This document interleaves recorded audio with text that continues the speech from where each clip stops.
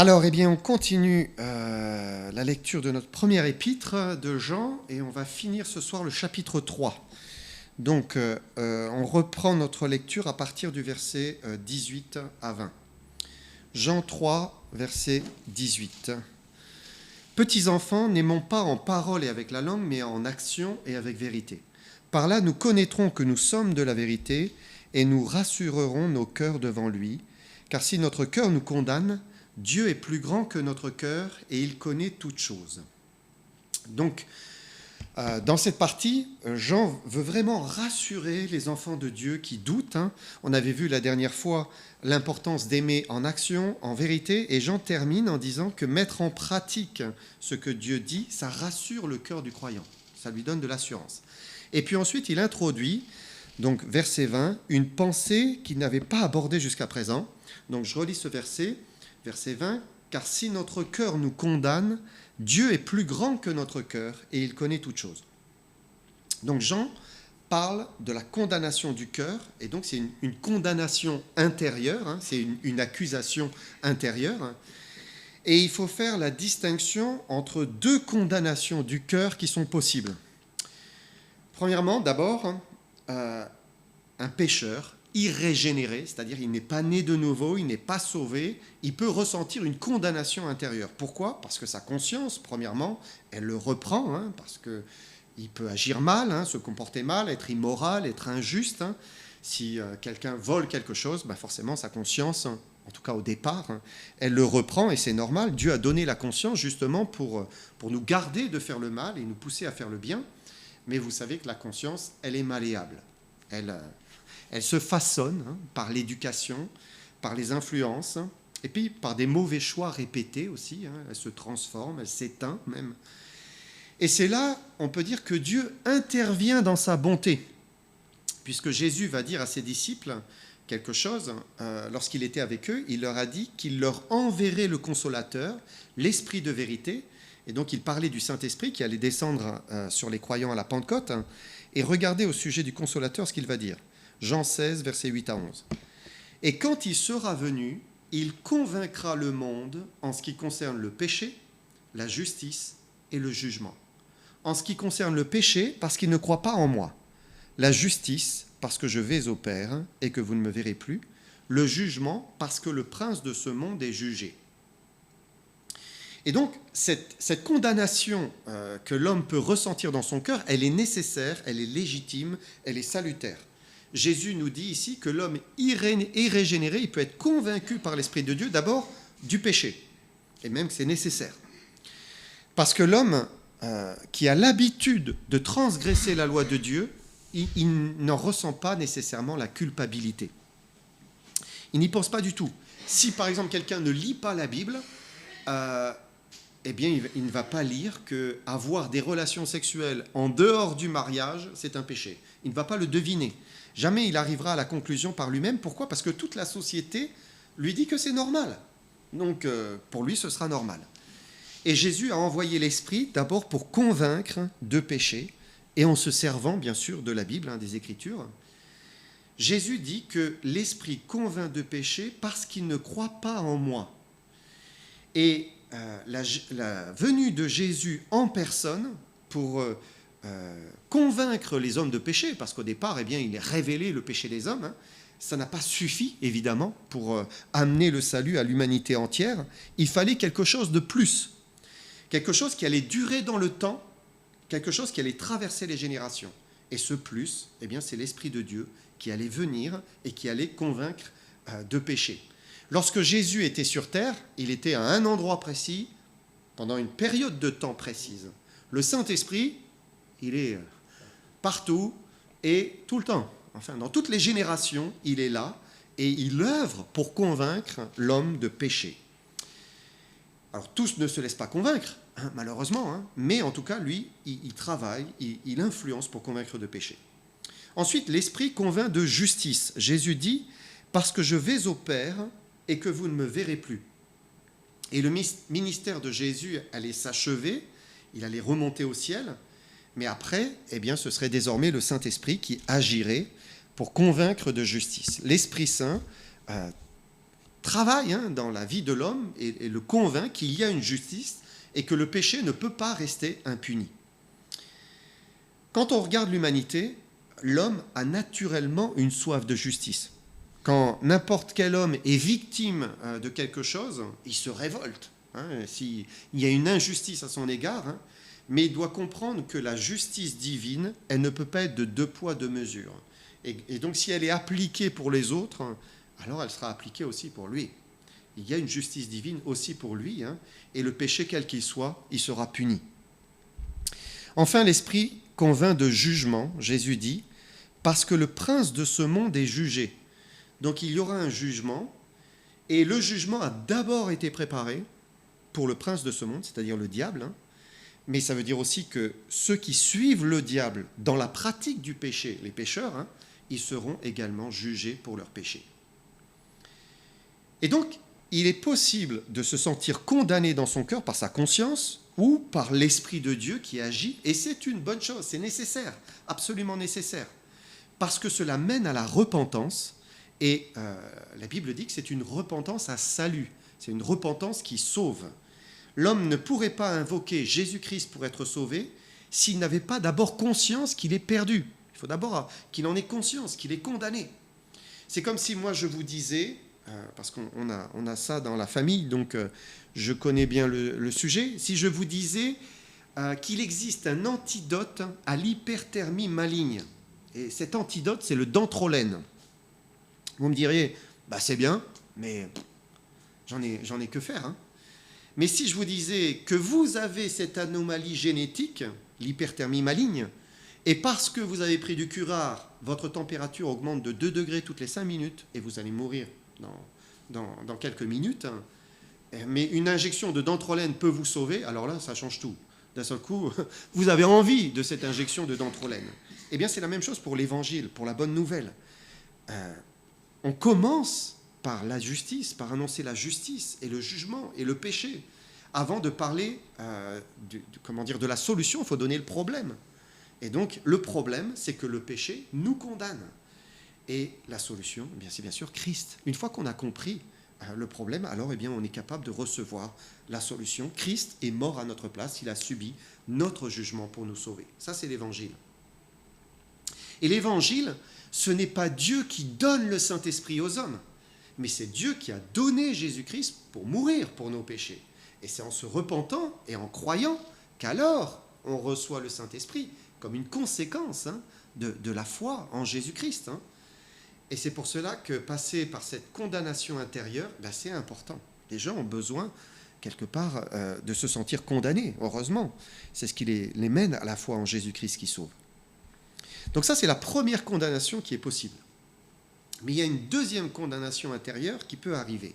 Et c'est celle-là dont nous parle Jean, quand il dit, verset 20, « Car si notre cœur nous condamne, Dieu est plus grand que notre cœur, et il connaît toutes choses. » Et donc, cette deuxième condamnation, c'est celle d'un cœur qui est vraiment repenti, quelqu'un qui est vraiment né de nouveau, il a accepté Jésus-Christ, il est sauvé, comme l'étaient ces lecteurs à qui Jean adresse cette lettre. Mais bien que sauvé, il y a quelque chose qui était venu troubler leur cœur. Leur cœur s'est mis à les condamner d'une manière illégitime. Et il y a au moins 3 sources de condamnation intérieure qui ne sont pas justes, qui ne sont pas vraies, et pour lesquelles ce verset justement, a toute sa place pour venir libérer une personne. La première source de condamnation illégitime, c'est le diable. Le diable, c'est une source extérieure qui peut venir semer des pensées de condamnation dans notre cœur. Et si Jean donne ce verset à des jeunes chrétiens, c'est que justement les jeunes chrétiens sont une cible de choix pour le diable.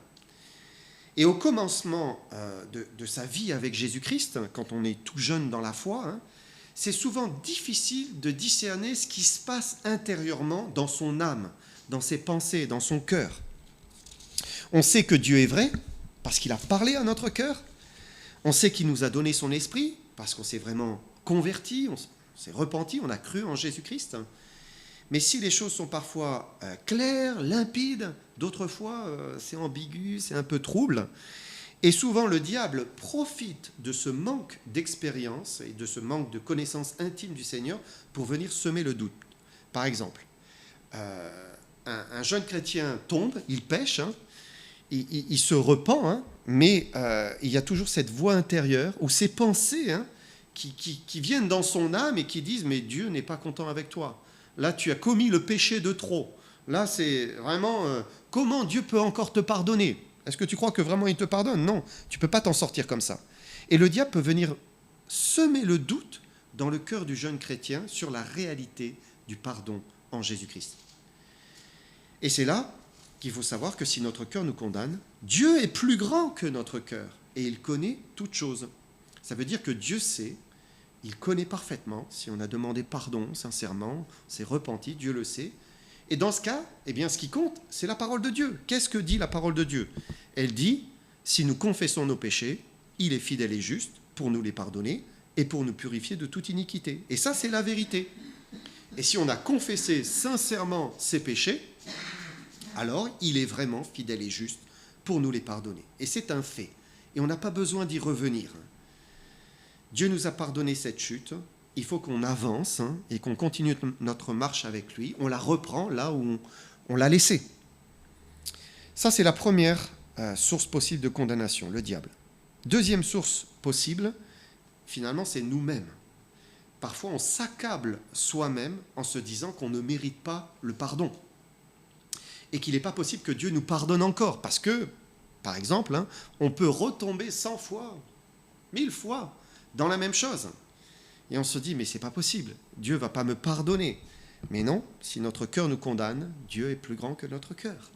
Et il connaît toutes choses. Si on se repent, alors eh bien, le pardon, il est encore là pour nous. Tout ce qu'il demande, c'est la repentance et la foi en sa fidélité pour nous accorder le pardon, parce que Jésus est mort pour tous nos péchés sans exception. Enfin, une troisième source possible, à laquelle on ne pense pas toujours, c'est celle d'une condamnation humaine illégitime. Et malheureusement, ça peut arriver aussi à des jeunes chrétiens. Il suffit qu'on entende une règle, une loi, hein, qui n'est pas forcément dans la Bible, mais elle nous est donnée, elle nous est présentée comme venant de Dieu, comme étant la volonté de Dieu. Et le jeune chrétien, il peut se retrouver prisonnier finalement de cette règle ou de cette loi, et il va se condamner lui-même s'il la transgresse. Alors, je vous donne un exemple très concret dans les Écritures. Dans le livre aux Galates, des Juifs, que Paul va appeler des faux frères, s'étaient glissés dans l'Église et ils ont voulu asservir les frères. Comment ? En leur prêchant un faux évangile, en leur disant qu'il fallait être circoncis pour être du royaume de Dieu, pour être sauvé. Alors Paul va écrire aux Galates, et regardez ce qu'il dit, Galates 5, verset 2, il dit « Voici moi, Paul, je vous dis que si vous vous faites circoncire, Christ ne vous servira à rien. » J'ai le bon ? Oui. Christ ne vous servira à rien. Pourquoi ? Parce que la circoncision, elle n'a pas du tout été imposée à l'Église, aux chrétiens. La circoncision, c'était une marque, un signe de l'ancienne alliance, qui était pour les Juifs, hein, et de cette ancienne alliance, et pas pour la nouvelle alliance. Les chrétiens sont sauvés par la grâce, par la foi, et on n'a pas besoin de la circoncision, et on n'a pas besoin d'une règle ou d'une loi comme celle-là. Mais les Galates avaient entendu ça, et c'était des Juifs qui leur disaient, donc quand même, on repose sur l'héritage du judaïsme. Alors, eh bien, ils le croyaient, et puis ils pouvaient se condamner eux-mêmes en se disant, mais si je ne le fais pas, je ne serai pas sauvé. Et malheureusement, c'est quelque chose qui peut arriver, je dirais, dans des mouvements chrétiens déviants. Voilà, déviants. Certains peuvent imposer un légalisme qui n'est pas dans les Écritures. On va par exemple imposer une tenue vestimentaire, imposer des règles alimentaires particulières, hein, ou une version de la Bible. Voilà, il faut cette version-là, sinon c'est pas de Dieu. Et le cœur d'un jeune chrétien, eh bien, peut être influencé par ces règles qui n'ont pas un fondement biblique, hein, mais à cause de son manque de connaissance de la Bible, son ignorance, hein, son manque d'expérience, eh bien, il le croit et il se retrouve prisonnier finalement. Et parfois, il y a des chrétiens qui sortent de mouvements, qu'on peut dire vraiment sectaires, avec un cœur qui les condamne et qui les condamne encore. Et ils vont mettre longtemps à se libérer de jougs qui sont humains. Mais Dieu est plus grand que notre cœur et il connaît toutes choses. C'est pour ça qu'il est important de lire sa Bible et de chercher à se mettre en conformité avec ce qui est écrit.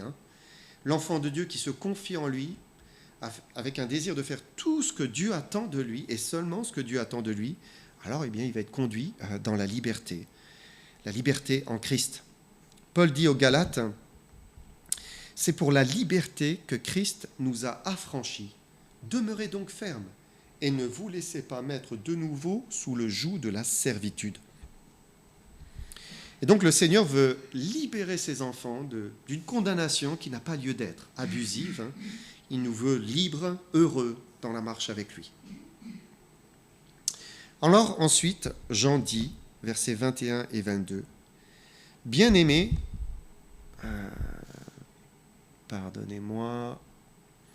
bien-aimés, si notre cœur ne nous condamne pas, nous avons de l'assurance devant Dieu. Quoi que ce soit que nous demandions, nous le recevons de lui, parce que nous gardons ses commandements et que nous faisons ce qui lui est agréable. » Donc, il est évident que quelqu'un qui se sent condamné dans son cœur, il perd son assurance devant Dieu. Il n'osera pas demander quelque chose au Seigneur, mais un cœur qui est libéré, qui est léger devant Dieu, alors eh bien, il a de l'assurance. Et Jean donne une promesse, il dit « Quoi que ce soit que nous demandions, nous le recevons de lui, parce que nous gardons ses commandements et que nous faisons ce qui lui est agréable. » Et là, il décrit un chrétien qui marche avec Jésus, il lui obéit. Pourquoi ? Parce qu'il garde ses commandements, il fait ce qui lui est agréable. Alors, quels sont ses commandements ? Jean le dit au verset suivant, verset 23. « C'est ici son commandement que nous croyions au nom de son Fils Jésus-Christ et que nous nous aimions les uns les autres, selon le commandement qu'il nous a donné. » Donc, il dit d'abord la foi. Son commandement, c'est ce qu'il attend de l'homme premièrement, la foi dans le nom de Jésus-Christ. Et puis ensuite, l'amour, s'aimer les uns les autres. Et c'est tout ce que Dieu demande là, ici. D'abord la foi. Croire au nom de Jésus-Christ, c'est la première chose qu'il demande pour pouvoir être exaucé dans ses requêtes. Pourquoi ? Parce que jamais personne ne pourra s'approcher de Dieu par un autre nom que celui de Jésus-Christ. C'est ce qu'on lit dans le livre des Actes. Il n'y a de salut en aucun autre, car il n'y a sous le ciel aucun autre nom qui ait été donné parmi les hommes par lequel nous devions être sauvés. Donc ça veut dire, Jésus est le seul accès possible pour parvenir au Père, pour que le Père entende notre prière. C'est par Jésus-Christ et Jésus-Christ seul. Et Dieu, qui est saint, ne peut pas avoir de relation avec l'homme pécheur. Il y a un gouffre, un abîme entre l'homme pécheur et le Dieu saint. Mais Jésus est celui qui, par sa mort, fait le pont, en fait, fait le médiateur, et qui nous permet d'avoir un accès à Dieu. Et c'est pour cela que Jésus-Christ est essentiel, et la foi en Jésus-Christ.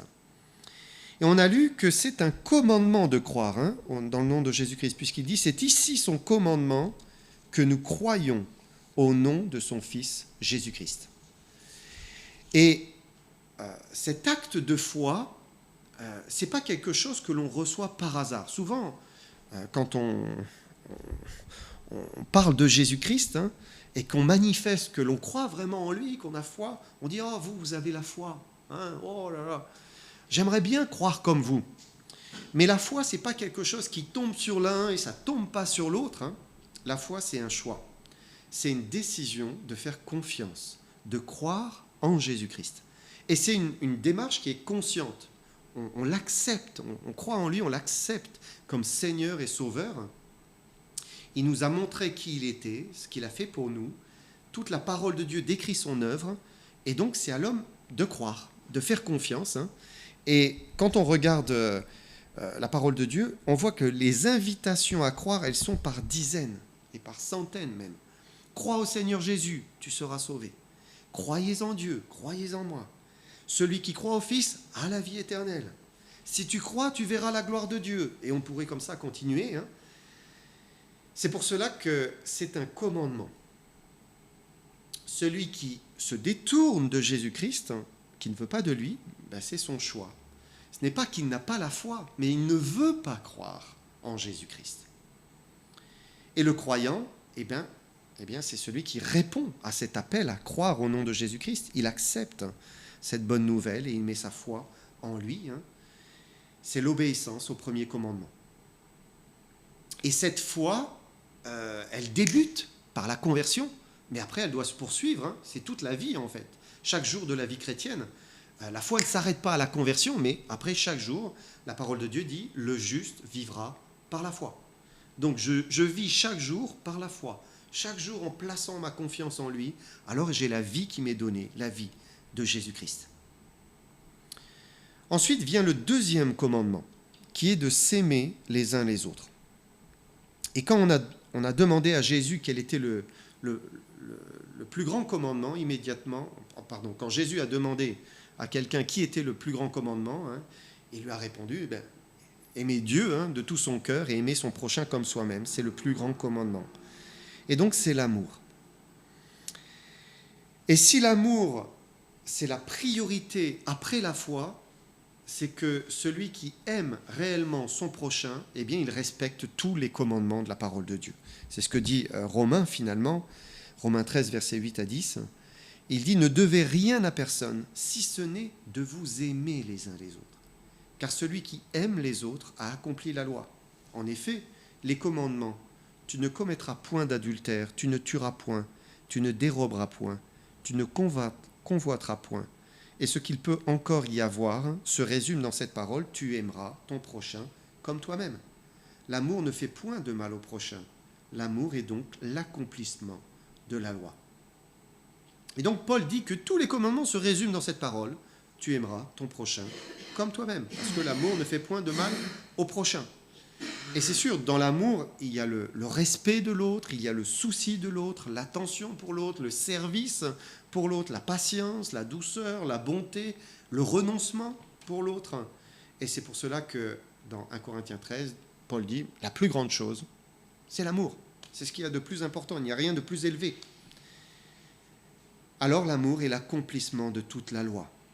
Aimer nous rend irréprochables vis-à-vis de notre prochain, mais aussi vis-à-vis de Dieu qui nous demande d'aimer. Alors comment être agréable ? Jean dit la foi, l'amour.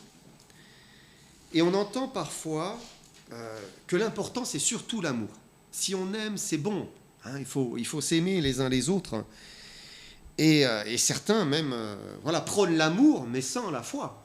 Sans la foi en Jésus-Christ, en disant mais c'est pas ça qui est important, la religion. Non, ce qui est important, c'est d'être ensemble, de s'aimer. Et c'est sûr, l'amour, c'est une force merveilleuse. L'amour, c'est un reflet du Créateur, puisque Dieu est amour, la parole de Dieu dit.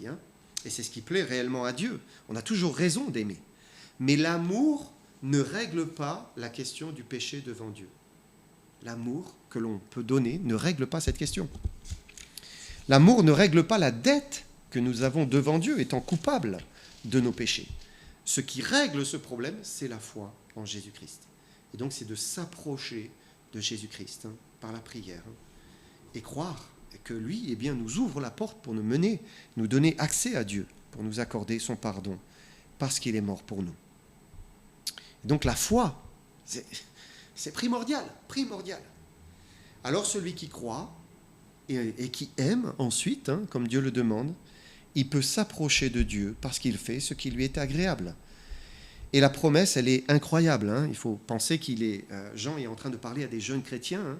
Il dit, quoi que ce soit que vous demandiez, vous le recevrez de lui. Et là, ça décrit une intimité, une communion, une proximité avec ce Dieu grand et puissant. C'est unique. C'est un enfant de Dieu qui marche avec son Seigneur. Jean l'explique même au dernier verset du chapitre 3, il dit « Celui qui garde ses commandements demeure en Dieu et Dieu en lui. Et nous connaissons qu'il demeure en nous par l'Esprit qu'il nous a donné. » Donc, Jean décrit finalement une communion, la communion avec lui par le fait de garder ses commandements, Il demeure en Dieu, le croyant, et Dieu demeure dans le croyant. Et là, c'est une description d'une communion qui est parfaite, hein. Nous en lui, lui en nous, et c'est ce que Dieu veut pour chacun de ses enfants qui sont nés de nouveau. Et cela est rendu possible par la présence du Saint-Esprit en nous. Hein. C'est ce qu'il dit. Hein. Nous connaissons qu'il demeure en nous par l'Esprit qui nous a donné. Et c'est ce qui fait toute la différence entre une religion chrétienne et une relation avec le Seigneur Jésus-Christ. Dieu appelle ses enfants à une communion, une intimité, quelque chose de profond, d'intime avec lui au travers de son Fils. Et c'est ça qui donne de l'assurance. Quand on vit cela, alors on a l'assurance du pardon, l'assurance de sa présence et de son approbation. Voilà, on continuera chapitre 4 la prochaine fois.